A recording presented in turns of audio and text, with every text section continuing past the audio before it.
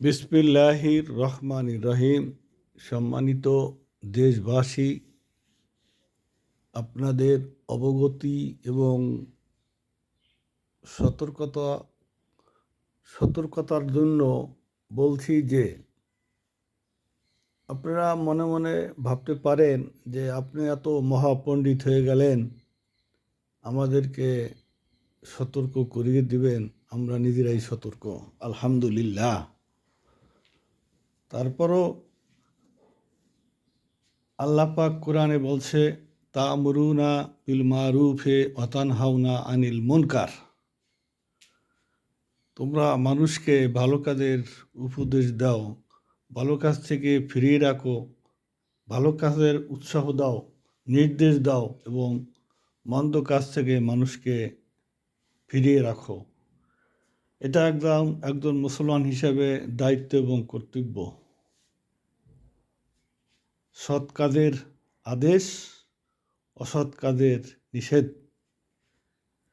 বাংলাদেশের সকলেই যে সচেতন, এটা তো কেউ বিশ্বাস করবে না। সামান্য একটি বিড়ির বিনিময়ে ভোট দেয়, এরকম ইতিহাস বাংলাদেশে আছে। ভোট কেন্দ্রে কানে কানে যদি একটা কথা বলে যে অমুককে ভোট দেন, তাকেও ভোট দেয়, সে দুর্ধর্ষ সন্ত্রাসী, সে একজন গাঁজাখোর, হয়তো বলবে তাকে ভোট না দিলে শিরশ্ছেদ করে ফেলবে। এই জন্য বলছি যে আমাদের একটু সচেতনতা বৃদ্ধির দরকার। এখানে আমি দেশবাসীর উদ্দেশ্যে দু একটি সচেতনতামূলক কথা বলতে চাচ্ছি। আমাদের দেশে যে সমস্ত লোকেরা টকশোতে কথা বলে, তারা প্রয়োজনের চেয়ে অপ্রয়োজনীয় কথাবার্তা বইলা বাহাবা নেয় এবং সমাজে কে কী করলো পরচর্চা করতে করতেই সময় পার করে দেয়। অপ্রয়োজনীয় জিনিসপত্র, কে মাদার জিয়ারত করলো, কে হাঁসের মাংস খেলো, এই জাতীয় কথাবার্তা বলেই সময় নষ্ট করে। তা আমি কথা না বাড়িয়ে জাতির উদ্দেশ্যে একটি কথা বলবো যে গণভোট এবং জাতীয় নির্বাচন একদিনই হতে যাচ্ছে। গণভোট সম্পর্কে সচেতনতা বৃদ্ধির জন্য বিভিন্ন জায়গায় অনুষ্ঠান চলছে। যাদের গণভোট সম্পর্কে ধারণা নেই, তারা কিন্তু সেই অনুষ্ঠানে অংশগ্রহণ করতে পারে না। তারা মাঠে কাজ করে, তারা রাজমিস্ত্রির কাজ করে, ইটের খোয়া ভাঙে, তারা ফুটপাতে দোকান করে। এই সমস্ত লোকগুলিকে গণভোট সম্পর্কে একটা ধারণা দিতে হবে যে গণভোটে ৩৬ জুলাই পরে গণভোটের একটা রূপরেখা তৈরি করা হয়েছে। যেই রূপরেখা অনেকগুলো কথা, সেগুলো তো আর বলা সম্ভব না। সেগুলো যদি হাঁর পক্ষে কেউ রায় দেয়, মতামত দেয়, সাপোর্ট দেয়, হাঁ জয়যুক্ত হয়, তাহলে যে বা যারা ক্ষমতায় আসবেন, তারা ক্ষমতাকে কুক্ষিগত বা ক্ষমতাকে দীর্ঘায়িত করার সুযোগ পাবে না, স্বেচ্ছাচারিতা করতে পারবে না, ফ্যাসিস্ট হবে না, স্বৈরাচারী হতে পারবে না। এরকম নিজের ইচ্ছামতো ক্ষমতাকে নিজের জন্য, নিজের সুবিধার জন্য ব্যবহার করতে পারবে না। ভালো মানুষকে মিথ্যা মামলায় জড়িয়ে বিচার করতে পারবে না, যদি আপনি হ্যাঁ জয়যুক্ত হয়। এই বিষয়টি মাথায় রেখে আপনারা হ্যাঁকে বিজয়ী করার চেষ্টা করবেন। তা না হলে দেশ কিন্তু ধ্বংসের দিকে চলে যেতে পারে।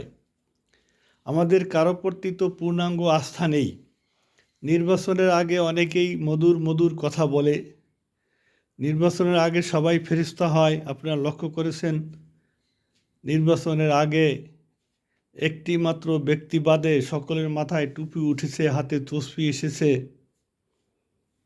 এগুলো কিসের লক্ষণ? এগুলো মুনাফিক লক্ষণ, দাপ্পাবাজির লক্ষণ। আরেকটি কথা বলবো, এদেশে যে ইসলামী সংগঠনগুলো আছে, আমরা ধরে নেই যে তারা কোরআন হাদিস এবং শরিয়া ভিত্তিক রাষ্ট্র পরিচালনা করবে। কোরআন হাদিস এবং শরিয়া ভিত্তিক রাষ্ট্র পরিচালনা করবে, এটা আপনি আমি অনেকেই চাই, কিন্তু এক শ্রেণীর লোকেরা তো চায় না। এদেশের হিন্দুরা চায় না, যে মহিলারা চাকরি করে তারা চায় না, যারা চলচ্চিত্র নির্মাণ করে তারা চায় না। তারা তো মনে করে যে শরিয়া ভিত্তিক রাষ্ট্র পরিচালিত হলে মহিলাদের চাকরি থাকবে না। যেই মহিলারা বিপর্যয় চলে তারা চিন্তা করে আমাদের পোশাকের স্বাধীনতা থাকবে না। এই চিন্তা করে তারা হয়তো ইসলামী সংগঠন বা ইসলামী রাজনীতি যারা করে তারা ক্ষমতায় আসুক, এটা চাবে না।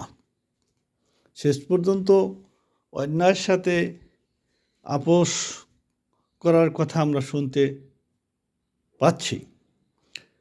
তার কারণ ইসলামী আন্দোলন যারা করে, রাজনীতি যারা করে, যারা বিজয় ছিনিয়ে আনার স্বপ্ন দেখে, প্রধানমন্ত্রী প্রেসিডেন্ট হওয়ার স্বপ্ন দেখে, তারা শেষ মুহূর্তে ভাবছে আমরা যদি শরিয়া ভিত্তিক রাষ্ট্র পরিচালনা করি বা মানুষের যদি এই ধারণা থাকে, তাহলে আমাদেরকে মানুষ এক শ্রেণীর লোক ভোট দিবে না।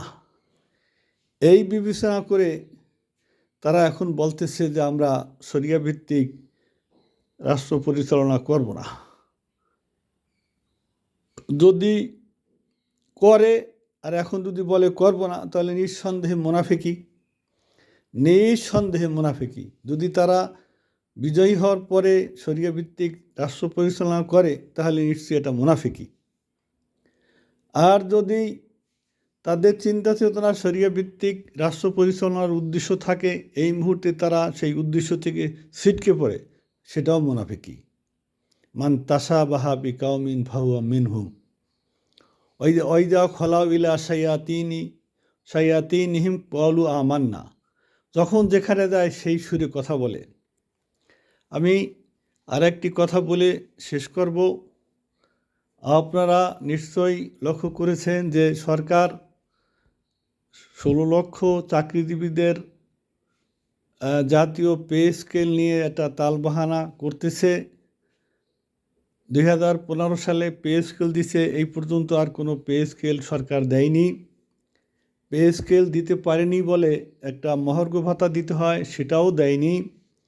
অথচ দ্রব্যমূল্যের পাগলা ঘোড়ার লাগাম বেড়েই যাচ্ছে, চলেই যাচ্ছে। বাজারে আগুন। এক বাণিজ্য মন্ত্রী বলছিলেন যে বাজারে আগুন দেখি না। এক মন্ত্রী বলছিলেন খেজুর খেতে হবে কেন, পেয়ারা আর বড়ই আছে না, এটা দিয়ে প্লেট সাজাও। আল্লাহ পাক সেই মন্ত্রীকে পৃথিবী থেকে নিয়ে গেছেন। তিনি অত্যন্ত রাজকীয় জীবনযাপন করছেন, কিন্তু সাধারণ মানুষের মনের কথা বোঝে নাই, ধামাচাপা দিয়ে কথা বলেছেন। অত্যন্ত কষ্ট হয়। মৃত্যুকালেও তার হাত কয়রা তাকে দেখেছি, তার হাতে হাত কয়রা দেখেছি। এটাও একটা অমানবিক এবং এটারও বিচার হওয়া দরকার। তো আমরা বলবো যে 16 লক্ষ চাকরিজীবীদের পে স্কেল,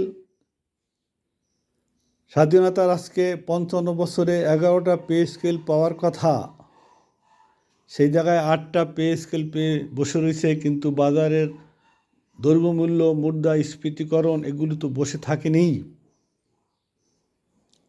আজকে তালবাহানা করতেছে, অনেক আগের থেকে বলে আসছে 25 সালের জুলাই থেকে পে স্কেল কার্যকর হবে এবং 26শে জানুয়ারি পাবে।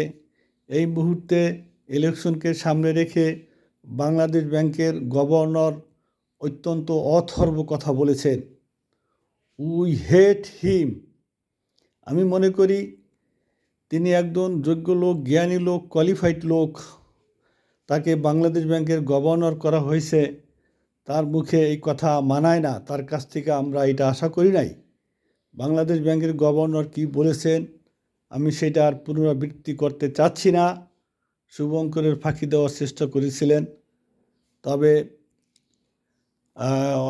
অর্থ উপদেষ্টা তিনি মোটামুটি একটা ব্যালেন্স রেখে কথা বলতেছেন। আমরা যতটুকু জানি যে পে স্কেলের জন্য ৮০,০০০ কোটি টাকা দরকার, ২২,০০০ কোটি টাকা বরাদ্দ দিতে পেরেছে। এখানে আমার একটি প্রশ্ন, ১১টি পে স্কেল দেওয়ার কথা ছিল, ৮টি পে স্কেল দিছেন, 3টি পে স্কেল এখনও পাওনা আছে, সেই টাকাগুলো তো উদ্বৃত্ত থাকার কথা। আর একটা নির্বাচনে এবং ভোট হালনাগাদ করতে হাজারে হাজারে কোটি টাকা ব্যয় হয়, তাহলে ২০২৪ সালে ৭ জানুয়ারি নির্বাচন হয়েছে, পরবর্তী নির্বাচন হওয়ার কথা ২৯ সালে, কেন আবার ১.৫ বছরের মাথায় নির্বাচন দিতে হলো? কেন এত হয়রানি? কেন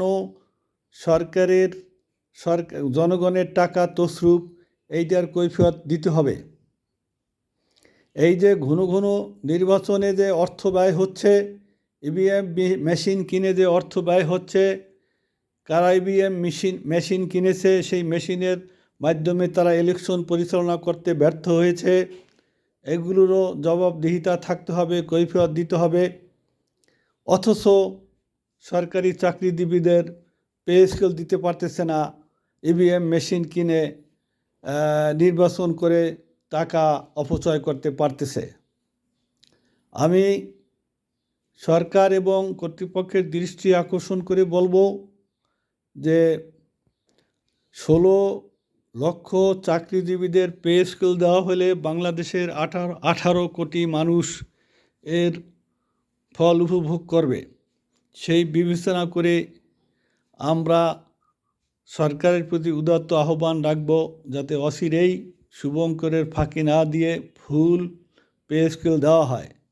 আর দেশবাসীর প্রতি উদাত্ত আহ্বান রাখব, আপনারা দেশকে ধ্বংসের দিকে ঠেলে দিবেন না, নিজের রাস্তা নিজে পরিষ্কার করবেন, পরে পস্তাবেন না। আপনারা কোনো মার্কা এবং ব্যক্তি এবং দল দেখে ভোট দিবেন না, মার্কা এবং দল দেখে ভোট দিবেন না, উপযুক্ত লোককে ভোট দিবেন, সে যেই মার্কাই হোক, যে দলেই হোক। আর গণভোটে হ্যাঁকে জয়যুক্ত করবেন, যদি হ্যাঁ জয়যুক্ত না করেন তাহলে যিনি সরকারে আসবেন তাদের ভিতরে স্বেচ্ছাচারিতা এবং ফ্যাসিস্টবাদী দেখা দিবে, শেষে পস্তাবেন। এই বিষয়টা একটু মাথায় রাখার উদাত্ত আহ্বান জানিয়ে শেষ করছি। খোদা হাফেজ। আসসালামু আলাইকুম ওয়া রাহমাতুল্লাহ।